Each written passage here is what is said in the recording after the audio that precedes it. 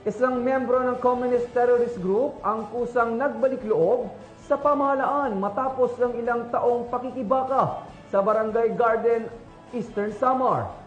Yan ang tinutukan ni Patroluman Maria Elena Singian.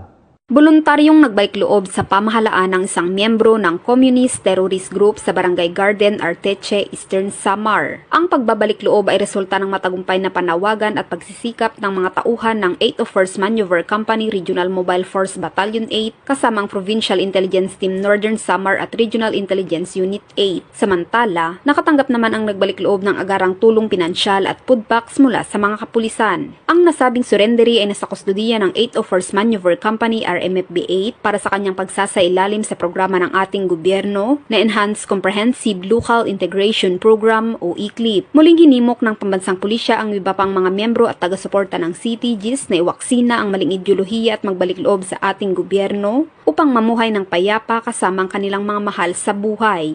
Mula dito sa Eastern Visayas, ako ang inyong PNN correspondent, Patroluman Singian, alagad ng batas, tagataguyod ng Balitang Pulis.